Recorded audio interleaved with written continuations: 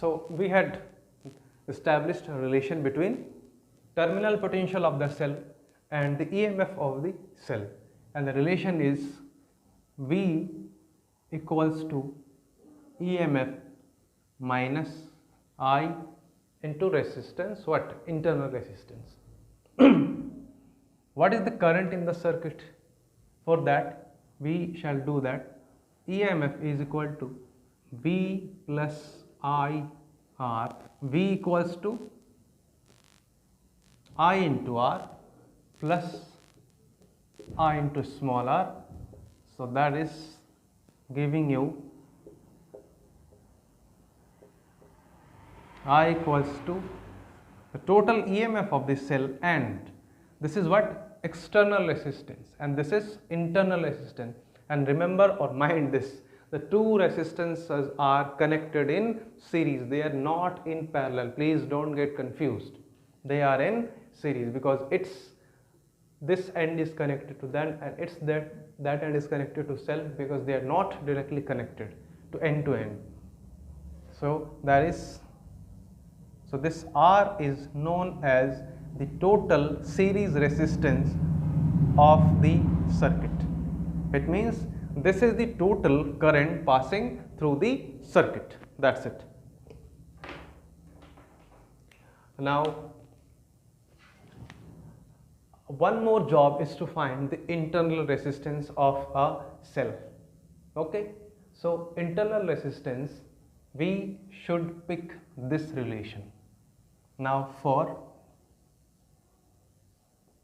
small r, what we do, that is I into R is equals to EMF minus terminal potential according to this relation.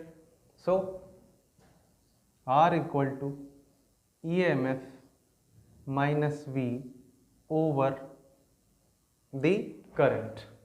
Now from Ohm's law, or as we know that V equals to IR, so we know that V equals to I into R, and giving you I equals to V over R. Now put the value of this current in this equation from this relation, that is internal resistance is equals to EMF minus V over R, and that is EMF minus V over V multiplied by resistance. So that is the expression for the internal resistance of the cell. Fine, this is simple mathematics. This has been derived earlier and we are simply moving replacements. They are replaced being from one to other place. Simple mathematics, nothing to doubt about that. Please don't mind this. Okay, now we have some certain relation from this idea, and we shall discuss about three. Relation gives you or produces two cases. Number one, in an open circuit. In open circuit means the circuit is simply broken. If I cut this part, then obviously there will be no flow of current. So what happens? In this relation I becomes 0, because mind this, EMF cannot be 0, right? So if EMF is not 0, then what is I? It's 0. So terminal potential is becoming equals to what? The EMF of the cell when it is in open circuit. Open circuit means it produces enormous resistance or infinite resistance, that is a single electron cannot even pass from this to that point. Okay, so in open circuit the potential terminal potential of a cell is equal to what? The EMF of the cell. Case number 2, if the current is being drawn from the cell, that is in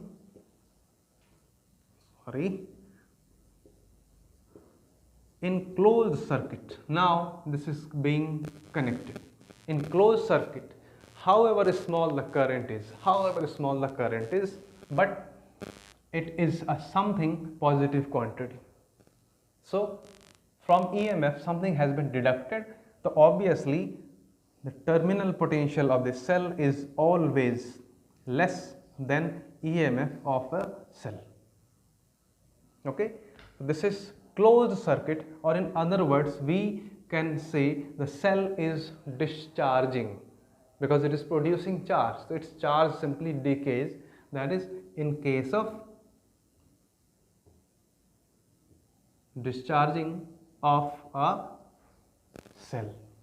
Okay, so while closed condition or discharging condition, the terminal potential of a cell is always less than its EMF, but in open circuit it is always equal to the EMF of cell. Now arises the case number 3. If the cell is being charged, like your mobile phone's battery, or mobile, it's a battery we generally say because it's a combination of 3 or 4 cells. So in charging condition,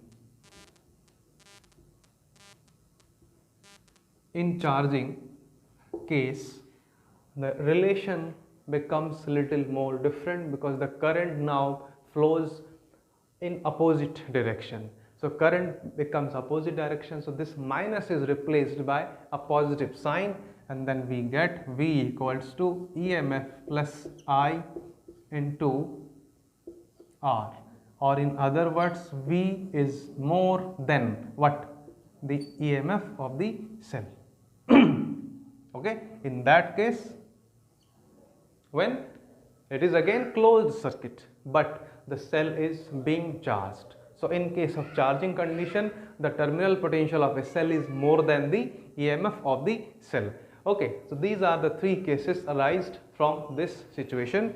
Now we shall go into the case of dependence of the EMF on external resistance, that is graph number 1.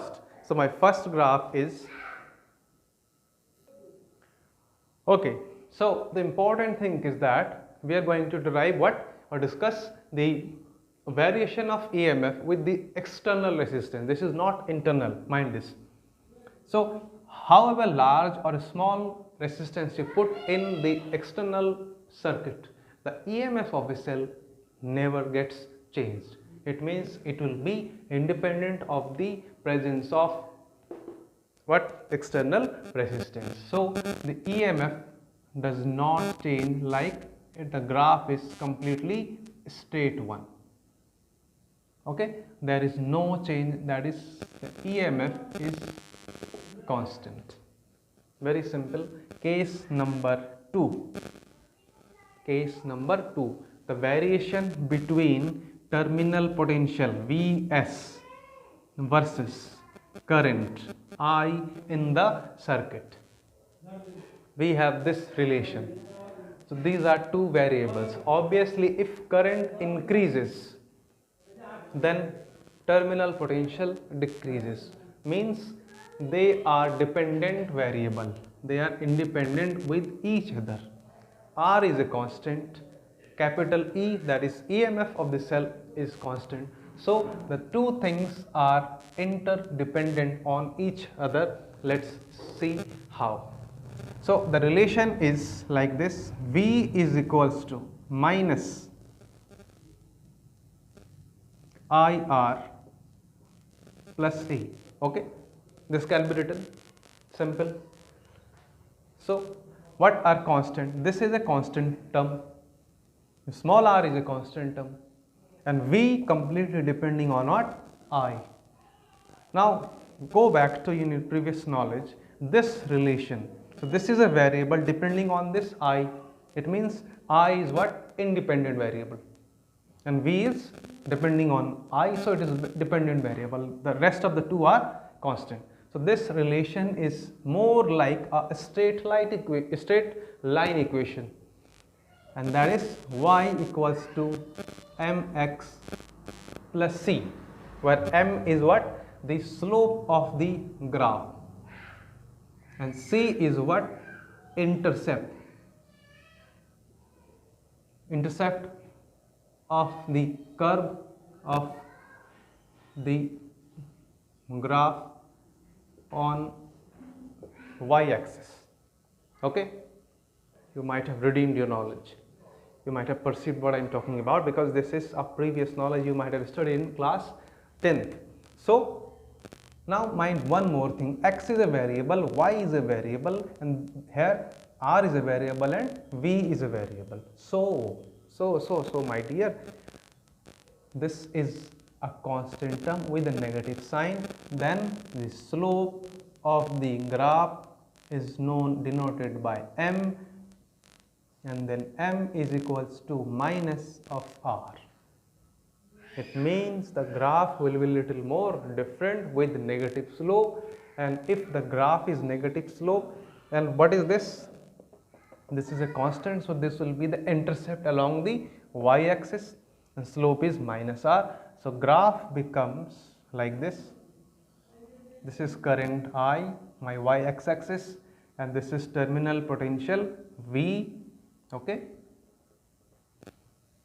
Now intercept is how much? Equals to, so this is the intercept, and the slope is minus 1. So the graph must be like this. So this is the slope equals to minus r, and this is equals to EMF. Okay, and if the current increases, the potential simply decreases. Now for this particular value of current, the potential or terminal potential between the two terminals or of the cell, that is terminal potential of the cell for this particular current is given by so this is the corresponding terminal potential. If current is this, then corresponding potential is this. So this is there is V1 for current I1, this is say I2, that is V2. When current becomes maximum, then this graph simply drops. At this point its y coordinate is 0, so the coordinate of this point is I and 0. It means when the I is max, then y coordinate means terminal potential becomes 0.